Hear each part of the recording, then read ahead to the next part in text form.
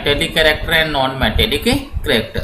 तो देखिए सबसे पहला पॉइंट है, अपन डिस्कस कर रहे हैं metallic and non metallic character से। देखिए जो आयोनाइजेशन पोटेंशियल है इसका जो रिलेशन होता है metallic and non metallic character के साथ किस टाइप से डिपेंड करता है और किस टाइप से वेरिएबल होता है। तो देखो सबसे पहला पॉइंट है अपना metallic character and non metallic character. तो देखो यहाँ पर पहला पॉइंट क्या है, मेटेलिक के अंदर मेटेलिक कैरेक्टर का मैक्सिमम होगा जब आयोनाइजेशन पोटेंशियल क्या होगा, लो होगा, और नॉन मेटेलिक कैरेक्टर का मैक्सिमम होगा जब आयोनाइजेशन पोटेंशियल क्या होगा, हाई। तो इन दोनों स्टेटमेंट का जो कंक्लूजन है वो कंक्लूजन क्या बन रहा है, ionisation potential is inversely proportional to metallic property. Meaning क्या हो जाएगा, as well as ionisation potential increases then metallic character will be decreases. तो यहाँ पर आपको डायरेक्ट आपको अंडरस्टैंड करवाने के लिए मैं मेंशन कर देता हूँ, अक्रॉस से पीरियड, जब भी आप बात करते हो पीरियड के अंदर, अक्रॉस द पीरियड, जब भी आप मॉडर्न पीरियोडिक टेबल में across the period meaning period के अंदर लेफ्ट टू राइट मूव करते हो तो वहां पर क्या होता है, आपको ध्यान रखना है, जेड इफेक्टिव होता है वो क्या होता है, इंक्रीज होता है। Across the period always Z effective is increases, और जब जेड इफेक्टिव इंक्रीजेज होगा तो आपको पता है जो आयोनाइजेशन पोटेंशियल है वो भी क्या होगा, इंक्रीज होगा, क्योंकि आयोनाइजेशन पोटेंशियल का जो रिलेशन जेड इफेक्टिव के साथ कैसा होता है, डायरेक्टली प्रोपोर्शनल होती है आईपी, और जब आईपी इंक्रीजेज हो गया तो जो मेटेलिक कैरेक्टर है वो क्या हो जाएगा, डिक्रीज हो जाएगा। क्यों, क्योंकि अभी अपन देख रहे हैं कि जो मेटेलिक कैरेक्टर है वो इनवर्सली प्रोपोर्शनल होता है किसके, आईपी के, मीनिंग आयोनाइजेशन पोटेंशियल के।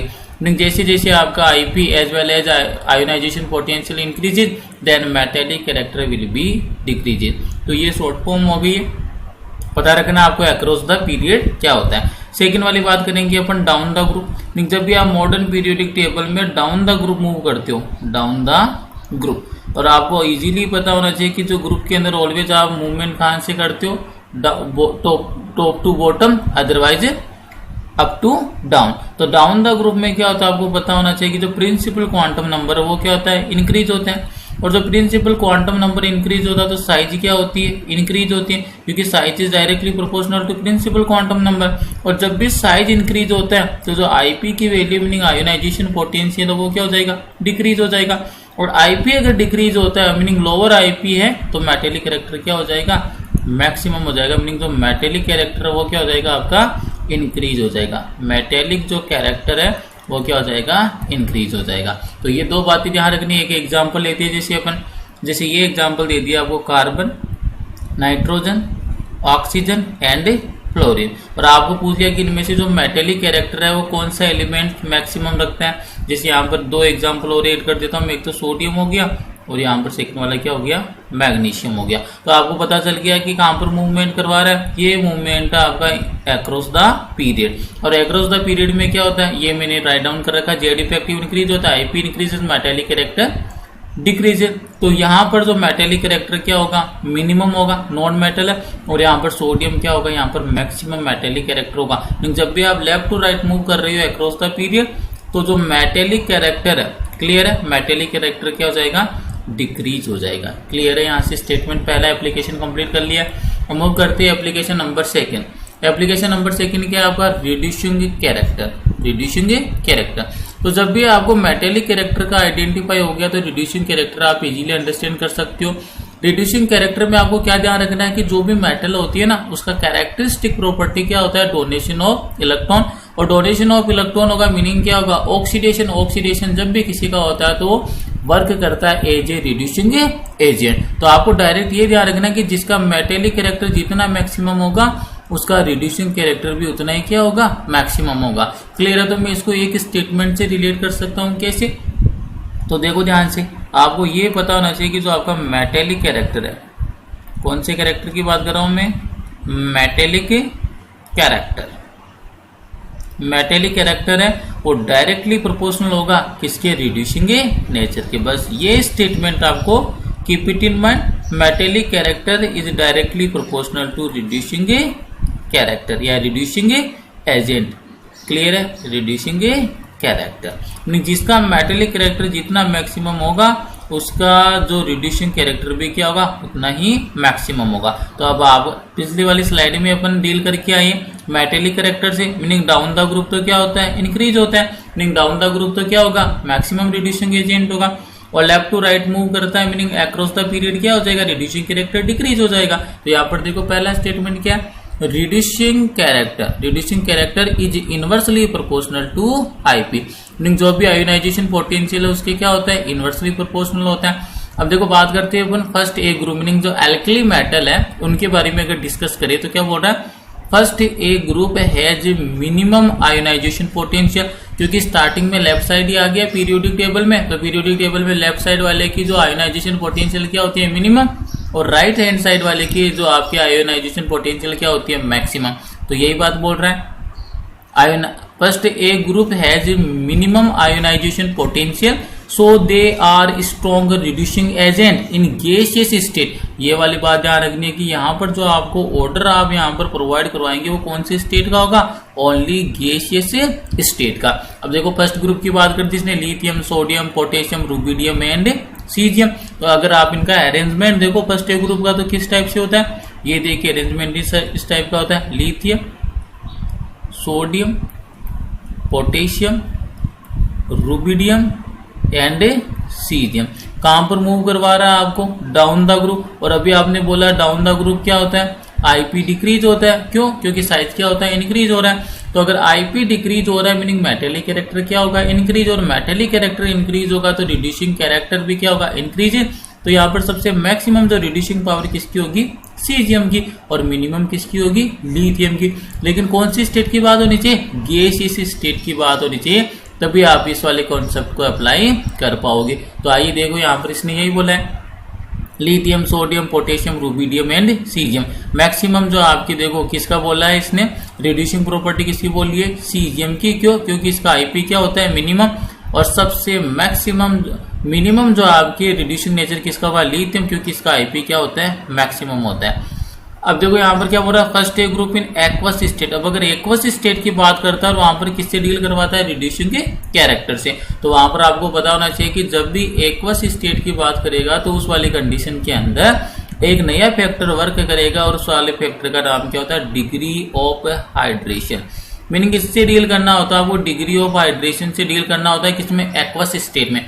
गैसियस स्टेट में तो नॉर्मल अपना जो कॉन्सेप्ट है वही अप्लाई करेंगे, लेकिन जब बात किसकी आ जाती है, एक्वस स्टेट की, तो वहां पर नया कॉन्सेप्ट यूज करना होता है जिसका नाम क्या है, डिग्री ऑफ हाइड्रेशन। अब इसके लिए मैं आपको डायरेक्ट बता देता हूं किस टाइप से आप फाइंड आउट करोगे डिग्री ऑफ हाइड्रेशन। तो आपको एक ही बात ध्यान रखनी है कि जितना स्मॉलर कैटायन होगा, स्मॉलर कैटायन, कैटायन के ऊपर जितना ज्यादा पॉजिटिव चार्ज होगा उसका डिग्री ऑफ हाइड्रेशन उतना ही मैक्सिमम होगा। Smaller cation is directly proportional to hydration energy. किसके डायरेक्टली प्रोपोर्शनल हो जाएगा, आपके हाइड्रेशन एनर्जी। ये आपको बस एक ही पॉइंट ध्यान रखना है कि जहां पर जितना स्मॉलर कैटायन होगा उसका डिग्री ऑफ हाइड्रेशन उतना ही क्या होगा, मैक्सिमम होगा। और डिग्री ऑफ हाइड्रेशन जितना मैक्सिमम होगा तो उसका जो रिड्यूसिंग कैरेक्टर है वो भी क्या होगा, मैक्सिमम होगा। तो यहाँ पर देखो बड़ा इंपॉर्टेंट इस टाइप के जो क्वेश्चन है आपके कंपटीशन एग्जाम में, जैसे आईआईटी और नीट के अंदर आते हैं कि यहाँ पर स्टेट का पूछता है, गैसियस स्टेट में तो क्या होगा, और साथ में आपके एक्वस स्टेट के अंदर क्या ऑर्डर होगा। तो आपको ध्यान रखना है एक्वस स्टेट के अंदर डोमिनेट फैक्टर कौन सा होता है, डिग्री ऑफ हाइड्रेशन वाला। और मैंने भी क्या बोला, जितना स्मॉलर कैटायन होगा उसका हाइड्रेशन एनर्जी उतनी ही मैक्सिमम होगी, मीनिंग रिड्यूसिंग कैरेक्टर उतना ही मैक्सिमम होगा। तो आपको यही ध्यान रखना है। अगर बात हो रही है एक्वस स्टेट की तो देखो सबसे स्मॉलर किसका होगा, अभी मैंने बोला अप टू डाउन मूव कर रही हो, साइज इंक्रीज होता है, सबसे मिनिमम साइज किसका होगा, लिथियम का। और स्टेट कौन सी दे दी, एक्वस स्टेट। तो एक्वस स्टेट के अंदर जो लिथियम होता है वो क्या होता है, स्ट्रॉन्गेस्ट रिड्यूसिंग एजेंट होता है। बस ये इंपॉर्टेंट है, क्लियर है। सबसे मैक्सिमम जो रिड्यूसिंग एजेंट की जो प्रॉपर्टी कौन रखेगा, lithium, due to the smaller size, and we know that smaller cation having maximum hydration energy.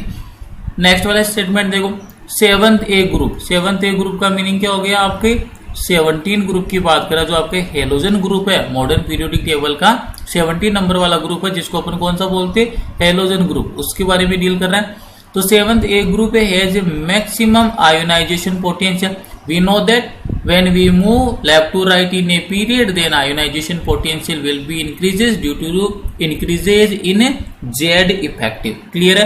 तो यहाँ पर ये बोल रहा है सबसे राइट हैंड साइड कौन सा आता है, 7th ए मीनिंग 17 वाला ग्रुप। तो 17 वाला जो ग्रुप होता है उसकी आयोनाइजेशन पोटेंशियल क्या होती है, मैक्सिमम। और आईपी अगर मैक्सिमम है तो रिड्यूसिंग प्रॉपर्टी तो क्या होगी, मिनिमम, लेकिन ऑक्सीडाइजिंग एजेंट क्या होगा, मैक्सिमम। तो आपको ये ध्यान रखना है।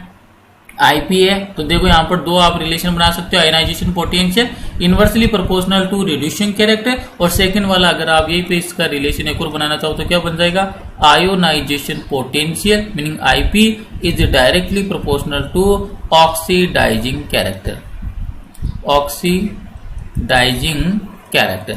ये बात आपको ध्यान रखनी है कि जो आयोनाइजेशन पोटेंशियल है वो डायरेक्टली प्रोपोर्शनल होता है किसके, ऑक्सीडाइजिंग कैरेक्टर के, और इनवर्सली प्रोपोर्शनल होता है आपके रिड्यूसिंग के कैरेक्टर के। क्लियर है? अब लास्ट एप्लीकेशन देखते हैं, इसकी एप्लीकेशन नंबर 3। और एप्लीकेशन नंबर 3 के बारे में देखो, सबसे पहला पॉइंट है क्या, stability of oxidation state, meaning with the help of IP we can determine the oxidation state, which oxidation state is stable and which oxidation state is not stable on the basis of ionisation potential. Meaning ये जो concept है, अगर आपको oxidation state provide दे दे और आपको बोल दे कि कौन सा ऑक्सीडेशन स्टेट है वो स्टेबलाइज है, कौन सा ऑक्सीडेशन स्टेट है वो अनस्टेबल है, तो इसका जो कॉन्सेप्ट है वो अपन को कौन प्रोवाइड करवाता है, आईपी। और आईपी के अंदर भी किसकी बात करेंगे अपन, सक्सेसिव आयोनाइजेशन पोटेंशियल। इसकी बात करेंगे अपन सक्सेसिव आयोनाइजेशन पोटेंशियल, मीनिंग जो भी आपके कॉन्टिन्यूअस आईपी है उनके बीच में डिफरेंस के बेस पर अपन बता देंगे कि which oxidation state is more stable and which oxidation state is less stable. तो आइए सबसे पहला स्टेटमेंट देखते हैं। यहाँ पर 3 स्टेटमेंट बनेंगे और तीनों स्टेटमेंट आपको लर्न करने। तो देखो सबसे पहला statement, if the difference in between 2 successive ionization potential is equal to और greater than, is equal to and greater than 16 electron volt. पहले वाले लेक्चर में अपन ने डिस्कस किया था, इलेक्ट्रॉन वोल्ट वो किसका यूनिट होता है, आयोनाइजेशन पोटेंशियल का। तो क्या बोल रहा है इस वाले के अंदर कि जो भी आपके सक्सेसिव आयोनाइजेशन पोटेंशियल की वैल्यू है, अगर वो 16 इलेक्ट्रॉन वोल्ट के या तो क्या हो इक्वल, अदरवाइज 16 इलेक्ट्रॉन वोल्ट से क्या हो ग्रेटर, तो उस वाली कंडीशन में जो लोअर ऑक्सीडेशन स्टेट है वही क्या होती है आपकी स्टेबलाइज करती है, नहीं जो lower oxidation state is stable. अब इसका एप्लीकेशन पार्ट देखते हैं। एप्लीकेशन पार्ट के अंदर देखो एग्जांपल मेंशन किया आपके सोडियम का। अगर अपन फर्स्ट आयोनाइजेशन पोटेंशियल की बात करें तो क्या बन जाएगा, Na पॉजिटिव, और सेकंड की बात करें तो Na पॉजिटिव में से 1 इलेक्ट्रॉन और रिमूव कर दो, मीनिंग क्या बन जाएगा, Na+2 बन जाएगा। क्लियर है? तो ये फर्स्ट आईपी हो गया, ये सेकंड आईपी हो गया। अगर अपन ने एक्सपेरिमेंटली इसकी स्टडी की तो first IP and second ionization potential है सोडियम का, उसके बीच में जो डिफरेंस आता वो कितने का आया, 42.7 इलेक्ट्रॉन वोल्ट। ये जो डेटा होता है वो कैसा है, आपके एक्सपेरिमेंटल डेटा है। क्लियर है? कैसा डेटा है, एक्सपेरिमेंटल डेटा।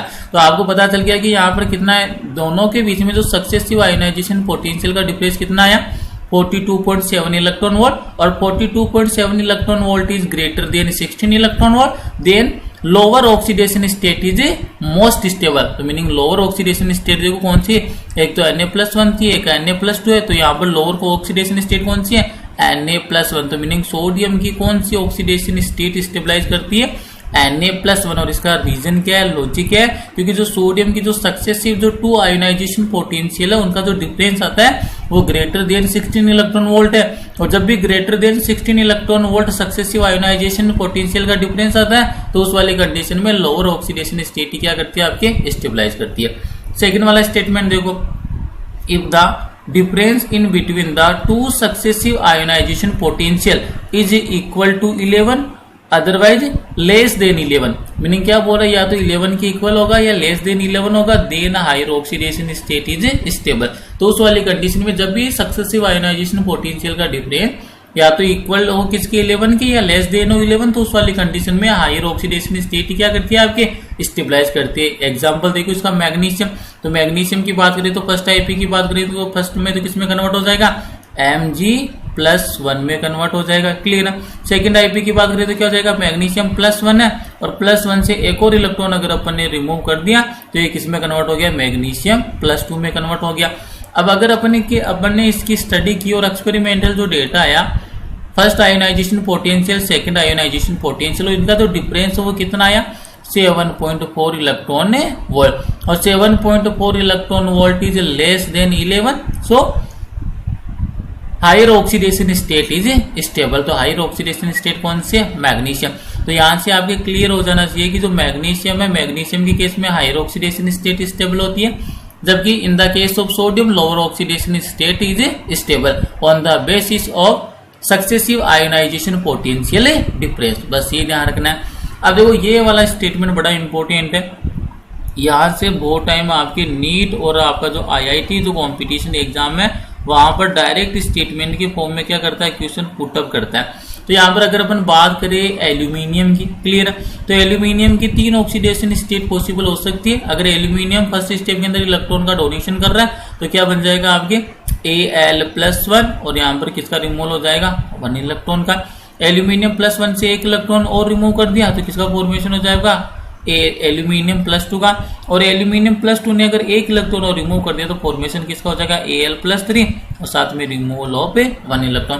तो यहाँ पर अब कौन सी ऑक्सीडेशन स्टेट स्टेबलाइज करेगी, एल्यूमिनियम +1 स्टेबल है या एल्यूमिनियम +2 स्टेबल है, अदरवाइज एल्यूमिनियम +3 स्टेबल है। तो यहाँ पर अगर अपन बात करें सक्सेसिव आईपी की, तो देखो यहाँ पर फर्स्ट और सेकंड की बात करें तो कितना आ रहा है, 12.8 आ रहा है। और यहाँ पर अगर बात करें अपन सेकंड और थर्ड सक्सेसिव आईपी जो डिफरेंस है वो कितना आता है आपके, 6.0 आ रहा है। 6.0 is less than 11 electron volt, so higher oxidation state is stabilize, meaning यहाँ पर तो एल्यूमिनियम +3 क्या करेगा, स्टेबलाइज करेगा। और फर्स्ट वाले के अंदर देखिए कितना आ रहा है यहाँ पर डिफरेंस आपके, 12.8 इलेक्ट्रॉन वोल्ट। तो यहाँ पर जो कौन सी आएगी आपके, लोअर ऑक्सीडेशन स्टेट, मीनिंग क्या आ जाएगा आपके, एल्यूमिनियम +1 इज मोर स्टेबल। तो यहाँ पर देखो ये बड़ा इंपॉर्टेंट स्टेटमेंट है, यही स्टेटमेंट आपके एग्जाम के अंदर डायरेक्ट पुट करता है। तो देखो क्या स्टेटमेंट है, aluminium +1 is stable only in gaseous state. ये कंडीशन लगा दी, बड़ी इंपॉर्टेंट बात बोल रहा है कि जो आपका एल्यूमिनियम +1 है ये स्टेबलाइज तो करेगा, लेकिन स्टेबिलिटी किसमें, गैसियस स्टेट में। मीनिंग जो गैसियस स्टेट के अंदर जो एल्यूमिनियम की ऑक्सीडेशन स्टेट की बात करें तो कौन सी स्टेबलाइज करती है, ओनली एल्यूमिनियम +1। सेकेंड वाला स्टेटमेंट देखो, aluminium +3 is stable in liquid and solid state. और सेकेंड वाला बड़ा इंपॉर्टेंट स्टेटमेंट है कि जब भी लिक्विड एंड सॉलिड स्टेट की बात करोगे आप तो उस वाली कंडीशन में जो स्टेबल है ऑक्सीडेशन स्टेट एल्यूमिनियम की वो कौन सी होगी, +3 होगी। तो यहां से दो इंपॉर्टेंट स्टेटमेंट है आपके सामने आते। पहला स्टेटमेंट तो ये हो गया कि जो एल्यूमिनियम +1 है वो केवल एग्जिस्ट करेगा इसमें गैसियस स्टेट के अंदर, और जो आपका एल्यूमिनियम +3 है ये स्टेबलाइज करता है आपके सॉलिड एंड लिक्विड स्टेट में। नहीं, एल्यूमिनियम +1 गैसियस स्टेट के अंदर एग्जिस्टेंस रखता है, और एल्यूमिनियम जो +3 है वो लिक्विड एंड सॉलिड स्टेट में क्या रखता है, एग्जिस्टेंस रखता है। और यहाँ पर जो आपकी आयोनाइजेशन एनर्जी है वो किसमें होगी, किलो जूल पर मोल में होगी। ये भी यूनिट हो सकती है, इलेक्ट्रॉन वोल्ट पर एटम भी यूनिट है आईपी की, आयोनाइजेशन पोटेंशियल की, और किलो जूल पर मोल भी क्या होती है, आईपी की यूनिट होती है। तो यहाँ पर आकर अपना जो एप्लीकेशन ऑफ आयोनाइजेशन पोटेंशियल था ये वाला पार्ट फिनिश होता है। नेक्स्ट वाले लेक्चर में एक नए टॉपिक के साथ मिलेंगे जिसका नाम होगा इलेक्ट्रॉन एफिनिटी। Thank you.